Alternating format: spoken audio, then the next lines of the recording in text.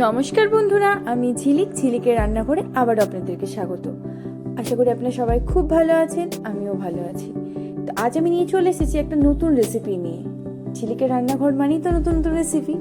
তো আজ আমি নিয়ে চলে এসেছি চিকেনের একটা খুব সুন্দর রেসিপি, যেটা আমি সম্পূর্ণ ঘরোয়াভাবে বানাবো, কিন্তু একেবারে খেতে স্বাদ হবে পুরো দোকানের মতো, রেস্টুরেন্টের মতো, যেটা হচ্ছে মালাই চিকেন। তো চলুন দেখে নিই কীভাবে বানাচ্ছি। প্রথমে গ্যাসটা অন করে নিলাম। অন করে নিয়ে আমি কড়াইটা চাপিয়ে দিলাম, দিয়ে আমি কিছুটা পরিমাণ সাদা তেল দিয়ে দিলাম এর মধ্যে। কড়াইটা গরম হতে হতে 1 চামচ লো ফ্যাট বাটার আমি এর মধ্যে দিয়ে দিলাম। এটা গরম হতে হতে গরম মশলার সমস্ত রকমের গরম মশলা, যেরকম ছোটো এলাচ, বড় এলাচ, দারচিনি, স্টার অ্যানিস আর লবঙ্গ, সমস্ত কিছু একসাথে আমি এর মধ্যে দিয়ে দিলাম। দিয়ে আমি একটু হালকা নেড়ে নিলাম। যখন দেখলাম একটু ফ্রাই হয়ে আসছে হালকা হালকা, তখন আমি এর মধ্যে 1 থেকে 1.5 চামচ মতন মধু দিয়ে দিলাম। কারণ এখানে আমার চিনি অ্যাড করলেও চলতো, কিন্তু যেহেতু আমি এখন ডায়েটে আছি, আমি কোনো রকম চিনি ব্যবহার করছি না বন্ধুরা, তো তাই আমি মধু দিলাম, যেহেতু আমি চিকেনটা খাবো সেই জন্য। যাই হোক, আমার তেলটা ভালো মতো গরম হয়ে আসলে আমি এর মধ্যে কুচনো পেঁয়াজ, যে পেঁয়াজগুলো আমি একদম কুচি কুচি করে রেখেছিলাম, ওই কুচনো পেঁয়াজটাকে এর মধ্যে দিয়ে আমি ভালোভাবে ভেজে নেবো, হালকা হালকা লাল লাল করে ভেজে নেবো।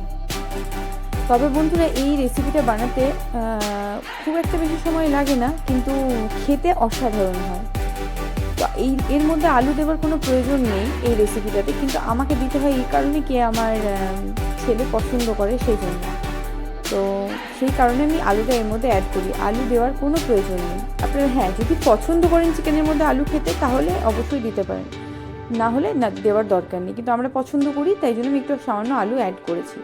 যাই হোক, আলুগুলো দেওয়ার পর আমি পেঁয়াজ আর আলুটাকে আবারও ভালোভাবে ভেজে নিলাম, ঢাকা দিয়ে ঢাকা চাপা দিতে দিতে আমি লাল লাল করে আলু আর পেঁয়াজটাকে সুন্দরভাবে ভেজে নিলাম। এবার আমার ভাজা হয়ে আসলে এর মধ্যে আমি 2টো কাঁচা লঙ্কা চিড়ে দিলাম, মাঝে মাঝে চিড়ে ওই কাঁচা লঙ্কা 2টো দিয়ে দিলাম। এবার আমি একে একে সমস্ত মশলা অ্যাড করবো। তার আগে একটা গোটা টমেটো আমি কুচোনো এর মধ্যে দিয়ে এটাকে আবারও আমি হালকা হাতে ভেজে নেব। তো বন্ধুরা, এই রেসিপিটা যদি আপনাদের ভালো লেগে থাকে, তাহলে অবশ্যই আমার চ্যানেলটাকে সাবস্ক্রাইব করে দেবেন, বেল বাটনটা ক্লিক করে দেবেন, তাতে আমি যাই ভিডিও দিই না কেন তার নোটিফিকেশন যেন আপনাদের ফোনে পৌঁছে যায়। আর অবশ্যই আমার ভিডিওটা লাইক করবেন, কমেন্ট করবেন, আর অনেক অনেক শেয়ার করে দেবেন বন্ধুরা, তাহলে আমারও উৎসাহ লাগবে নতুন নতুন ভিডিও দিতে। আর একটা রিকোয়েস্ট রইল, পুরো ভিডিওটা প্রথম থেকে শেষ অবধি দেখবেন বন্ধুরা। আজকে আমার রান্নার সময় আমাকে কে হেল্প করেছেন জানেন? আমার ছেলে শুরু থেকেই আমাকে বলছে যে আমি তোমার সাথে রান্না করব। তো ও পাশে রান্নাঘরে চেয়ার নিয়ে দাঁড়িয়ে আমাকে হেল্প করেছে। আমি সব কিছু দিয়ে দেবো, তুমি আমায় বলবে কতটা করে কি দিতে হবে।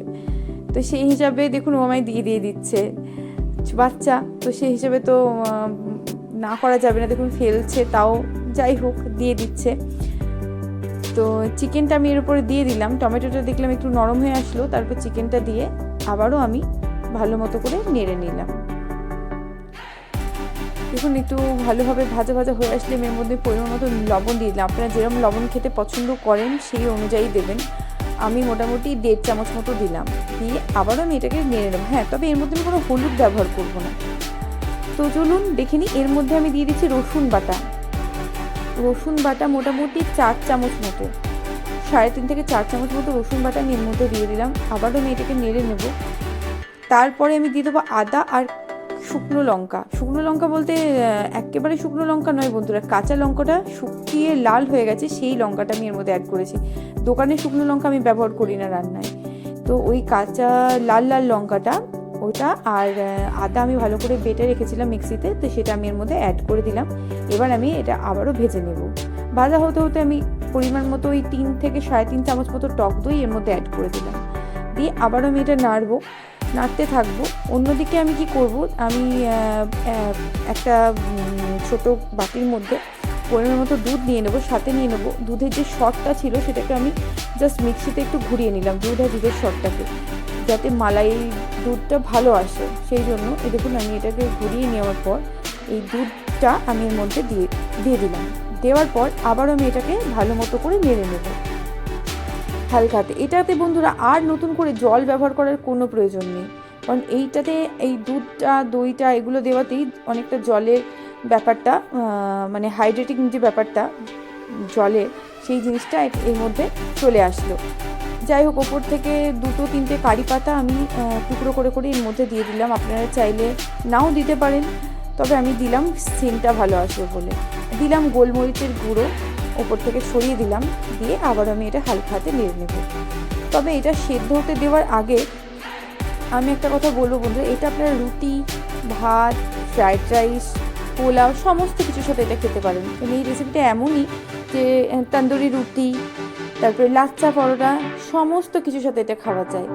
তো আমি একটু ঢাকনা দিয়ে দিয়েছিলাম যাতে চিকেনটা আমার হালকা সেদ্ধ হয় আর মশলাটাও ভালো মতো করে চিকেনের সাথে মিশে যায়।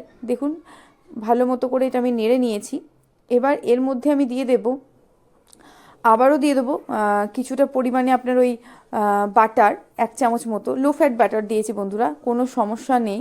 কারণ আমি যেহেতু ডায়েটে আছি, আমি কোনো রকম ফ্যাটযুক্ত জিনিস দিতে পারবো না, সেই কারণে, কারণ আমি চিকেনটা যেহেতু আমিও খাবো সেই জন্য। তো লো ফ্যাট বাটার আমি দিয়ে দিলাম 1 চামচ, দিয়ে আবারও আমি এটা হালকাতে নেড়ে নেব। নেড়ে নেওয়ার পর দেখুন আমার এই চিকেনের যে জলটা কত সুন্দরভাবে